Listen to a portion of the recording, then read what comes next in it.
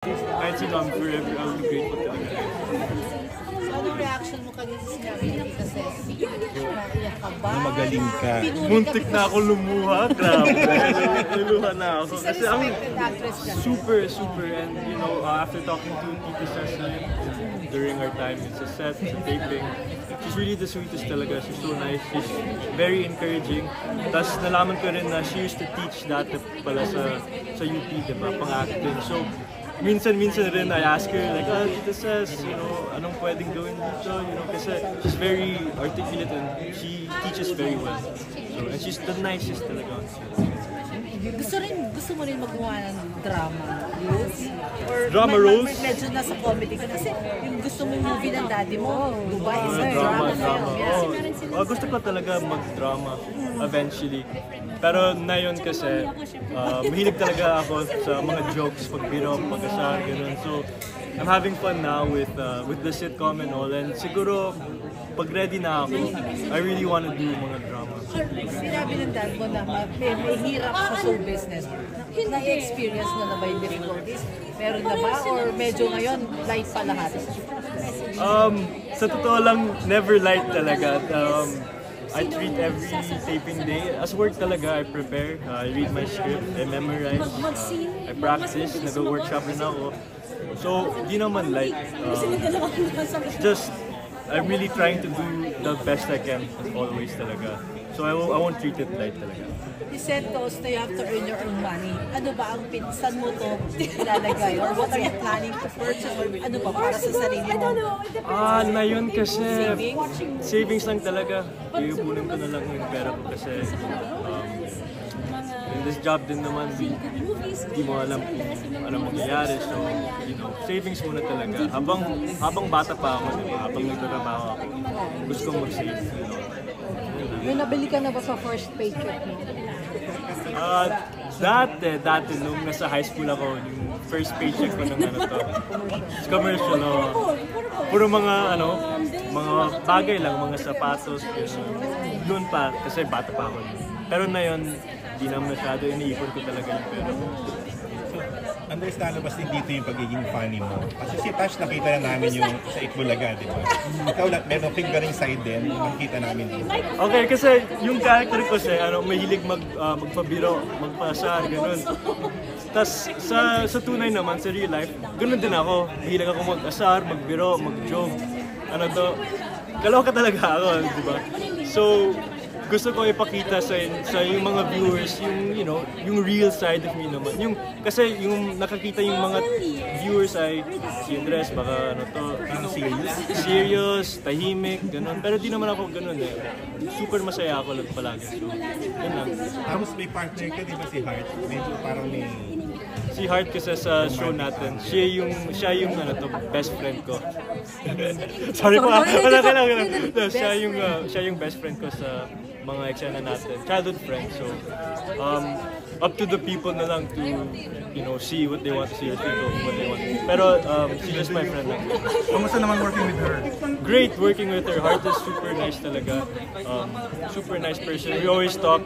Minsan nagtitiktok kaming tatlo sa set. So, super saya naman. And she's also kaya dad namin siya. So, masaya lang.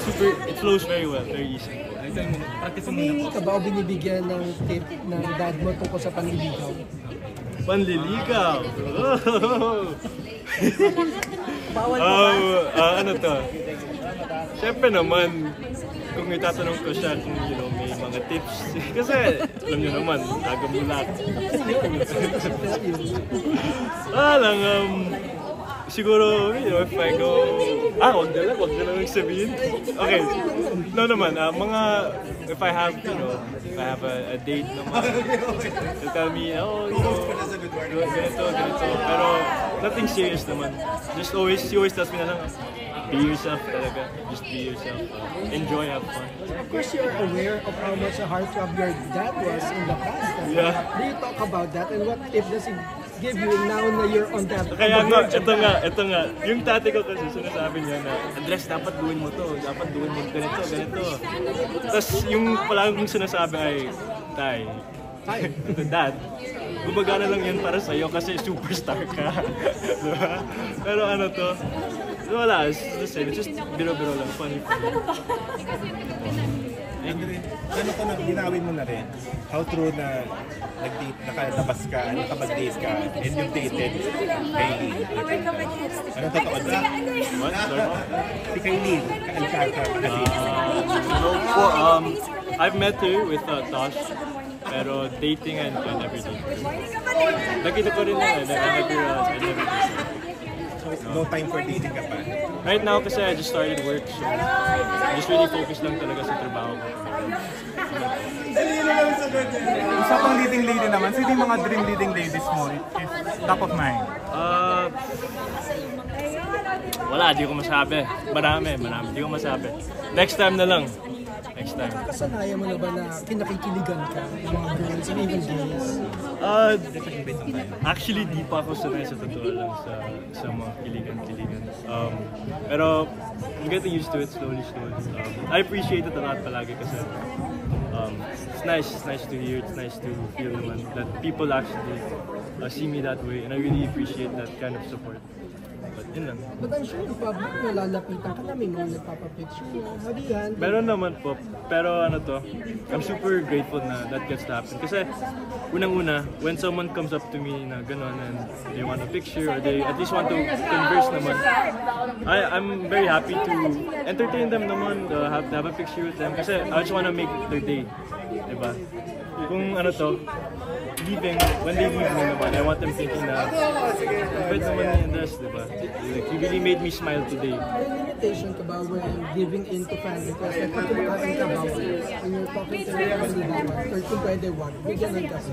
Sorry po? Meron ka bang limitation when it comes to accommodating your fans? Like, kasi yung iba diba ayaw magpa-picture pag kumakain naman ako. O yung iba, when they're out with their family, private time, ikaw ba may ganun ka? No naman po.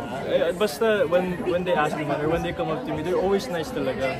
I haven't had a moment na may bastos or whatever. They're really always nice. So, respectful din. And you always say yes, Yes, to request. always. Okay, may I Andres, request for a invite na photo? lang sa first family.